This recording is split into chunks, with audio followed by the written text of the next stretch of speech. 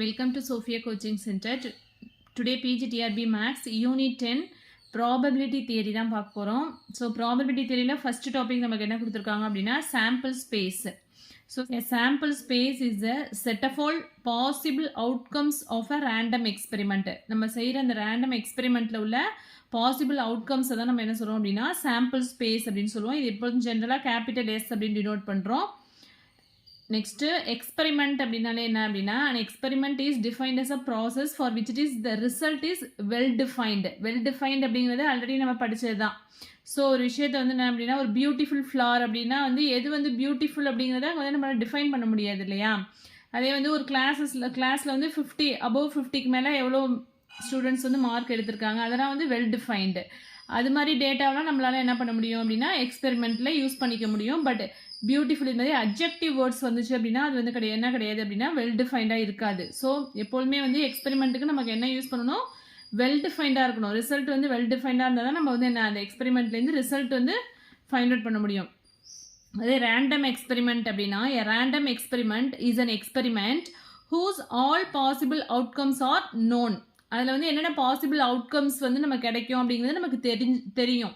But இதுதான் கிடைக்கும் அப்படிங்கிறது என்னது ப்ரிடிக்ட் பண்ண முடியாது. இந்த அவுட்கம் தான் கிடைக்கும் அப்படி அதில் உள்ள பாசிபிள் அவுட்கம்ஸ் என்னென்ன. இப்போ வந்து ஒரு காயினை வந்து டாஸ் பண்ணுறோம் அப்படின்னா அதில் நமக்கு என்ன தெரியும், ஒன்று ஹெட்டாக இருக்கலாம் ஆர் டெய்லாக இருக்கலாம். அதுதான் வந்து பாசிபிள் அவுட்கம்ஸ். அது வந்து நமக்கு என்ன தெரியும்.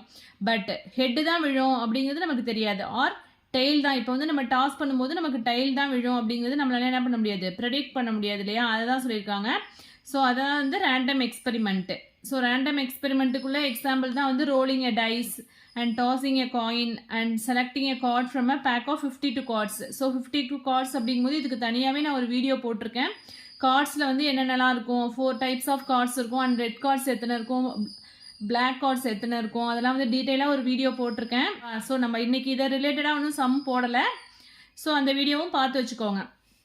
நெக்ஸ்ட்டு ஒரு காயினை வந்து நம்ம டாஸ் பண்ணுறோம் அப்படின்னா ஒன்று ஹெட் விழலாம் இல்லாட்டி டைல் விழலாம் இல்லையா. அதுதான் வந்து என்ன அப்படின்னா சாம்பிள் ஸ்பேஸ் அப்படின்னு சொல்லி ஒரு டைஸை ரோல் பண்ணும்போது நமக்கு என்ன கிடைக்கலாம், டைஸை ரோல் பண்ணும்போது நமக்கு சாம்பிள் ஸ்பேஸ் என்ன கிடைக்குது, 1 2 3 4 5 6. காயினை டாஸ் பண்ணும்போது நமக்கு சாம்பிள் ஸ்பேஸ் என்ன கிடைக்குது அப்படின்னா 2. அதாவது இது வந்து ஒரு ஃபார்முலா யூஸ் பண்ணியே போகலாம். That is 2 power n. ஒரு காயின் அப்படிங்கும்போது 2 power 1 we can get 2.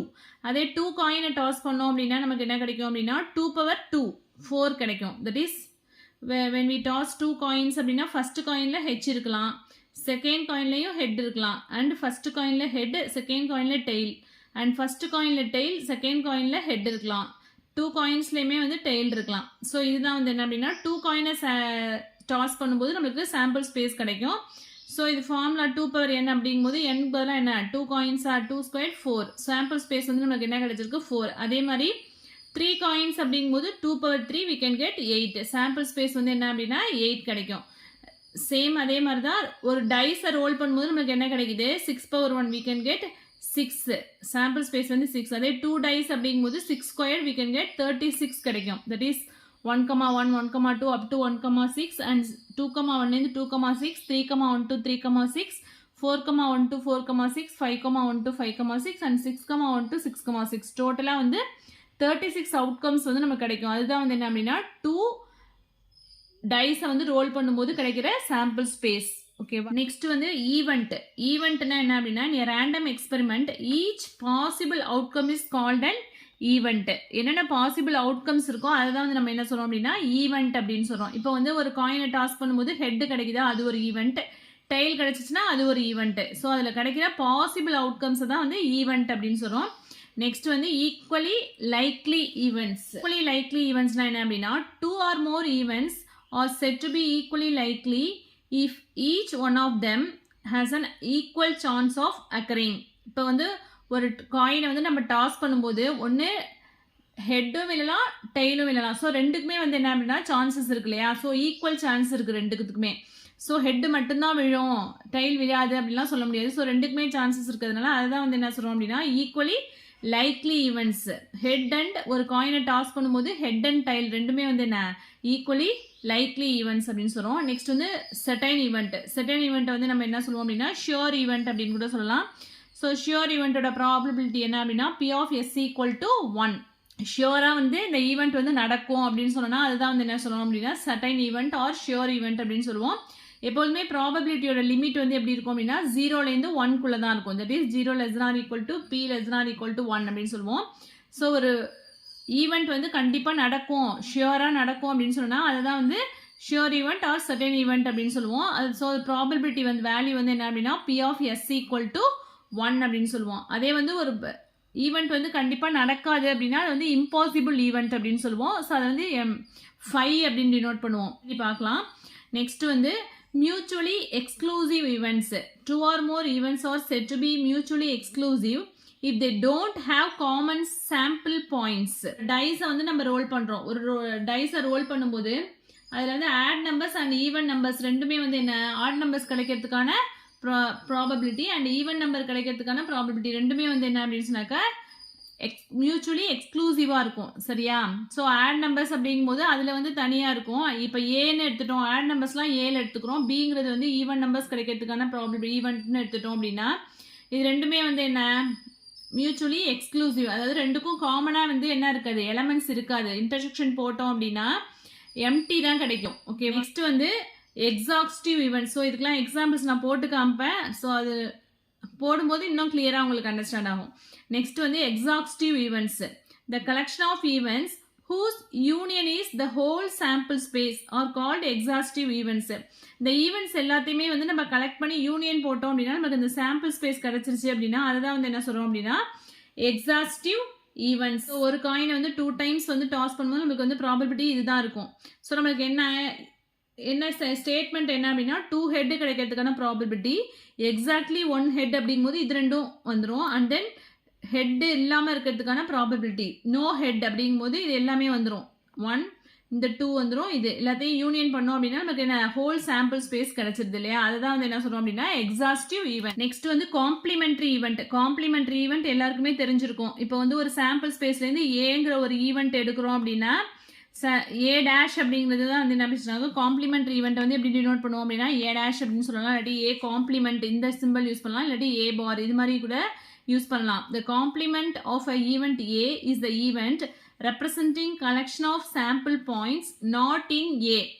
It is denoted by A dash. அதாவது ஏல இல்லாத சாம்பிள் ஸ்பேஸில் உள்ள எலமெண்ட்ஸ் தான் வந்து என்ன சொல்லுவோம் அப்படின்னா ஏ டேஷ் அப்படின்னு சொல்லுவோம்.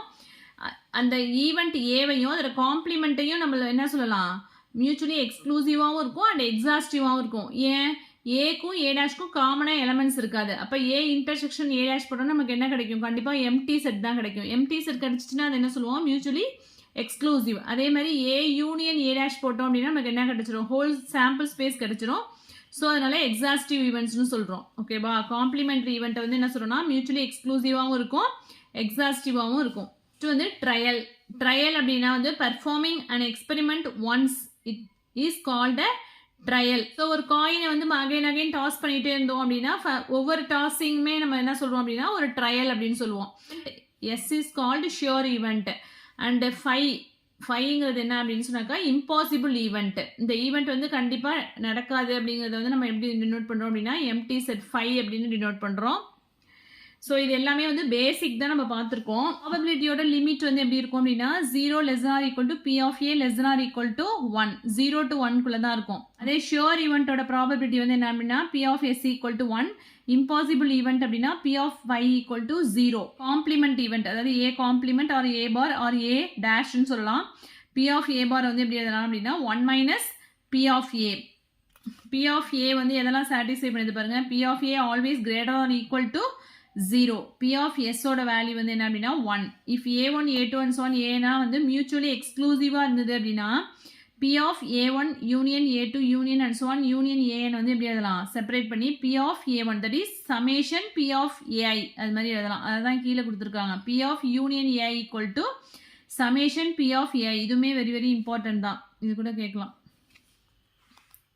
நெக்ஸ்ட் வந்து ப்ராபபிலிட்டியில் உள்ள theorem. If A and B are mutually exclusive then P of A union B equal to P of A plus P of B. ஜென்ரலாக நமக்கு என்ன formula P of A union B அப்படின்னா P of A plus P of B minus P of A intersection Bன்னு சொல்லுவோம் இல்லையா? இங்கே mutually exclusive அப்படிங்கும்போது intersection value என்ன ஆகிடும் எம்டி செட் ஆகிடும்.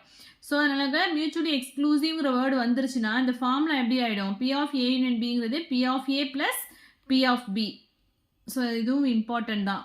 Next P of A union A bar that is A dash அப்படிங்கிறது P of A plus P of A bar. அவே வந்து ஏக்கும் ஏ காம்ப்ளிமெண்ட்டுக்கும் என்ன இருக்குது? இன்டர்செக்ஷன் வேல்யூ வந்து எம்டின்னு வந்துடும்.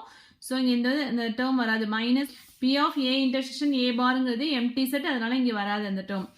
பி வந்து கண்டைன்ட் இன் ஏவா இருந்தது, B is a subset of ஏவா இருந்ததுன்னா பி ஆஃப் பி வந்து என்னவா இருக்கும்? Less or equal to P of A. இது வந்து ஜென்ரலாக நீங்கள் வென் டயக்ராமில் போட்டு பார்த்தாலே வந்து உங்களுக்கு வந்து ஈஸியாக இது அண்டர்ஸ்டாண்ட். எல்லா ஃபார்முலாமே வந்து நம்ம வென் டயக்ராம் போடுவோம் இல்லையா, அதை போட்டு பார்த்து நீங்கள் வந்து என்ன அப்படின்னா இந்த ஃபார்முலா எல்லாமே வந்து ப்ரூவ் ஆகும். பி வந்து சப்செட் ஆஃப் ஏவா இருந்ததுன்னா P of B is less or equal to P of A. அதே மாதிரி P of A intersection B bar equal to P of A minus P of B. Next P of A intersection B bar equal to P of A minus P of A intersection B. Similarly, P of A bar intersection B equal to P of B minus P of A intersection B. Next one the addition theorem. If A and B are any two events, P of A union B equal to P of A plus P of B minus P of A intersection B. இதுதான் வந்து addition theorem. இங்கே A and B வந்து mutually exclusive வந்துச்சுன்னா இந்த term வராது. ஓகேவா? For any three events அப்படின்னா P of A union B union C க்கு வந்து இந்த ஃபார்முலா கொடுத்துருக்காங்க. சேம் அதே P of A plus P of B plus P of C minus this term. அதே if A intersection B வந்து எம்டியாக இருந்துச்சு அப்படின்னா P of A வந்து என்னவா இருக்கும்? less than or equal to P of B bar. Since A வந்து என்ன அப்படின்னா is a subset of B bar. அதே 3 mutually exclusive events அப்படின்னா இதுலேயும் அதே தான். P of E1 union E2 union E3 equal to P of E1 plus P of E2 plus P of E3 minus intersection term வந்து என்ன வராது. ஏன்னா இங்கே mutually exclusiveனு கொடுத்துட்டாங்க. ஸோ இந்த டேர்ம் மட்டும்தான் வரும். mutually disjoint exclusiveனாலும் mutually disjointனாலும் சேம் தான். தட் இஸ் இதை தான் வந்து இங்கே என்ன எழுதியிருக்காங்க அப்படின்னா யூனியன் அண்ட் சமேஷன் போட்டு எழுதியிருக்காங்க. P of union I equal to 1 to n AI equal to summation I equal to 1 to n P of AI. Next P of AB less than or equal to P of A less than or equal to P of A plus B less than or equal to P of A plus P of B for any two events A and B. For n events A1 A2 and so on A எடுத்துட்டோம் அப்படின்னா P of union AI equal greater than or equal to summation P of AI minus summation P of AI intersection AJ. So இது எல்லாமே வந்து school லெவலில் உள்ள formulas தான் எல்லாமே. A and B are mutually exclusive and collectively exhaustive. Then A intersection B வந்து என்ன ஆகிடும்? empty set. mutually exclusive அப்படிங்கும்போது A intersection B empty ஆகிடும். and P of A plus P of B ஓட வேல்யூ வந்து என்ன அப்படின்னா 1. இதுவுமே எல்லாமே ஸ்கூல் லெவல் ஃபார்முலாஸ் தான். எல்லாமே பார்த்துக்கோங்க. ஃபார்முலாஸ்லாம் கூட கேட்கலாம். இந்த ஃபார்முலாஸ் வரைக்கும் பார்த்துக்கோங்க.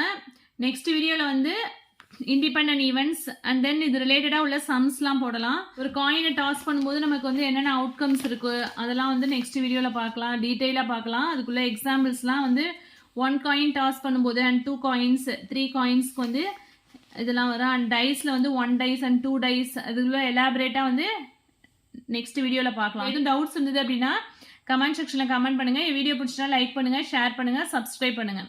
தேங்க்யூ.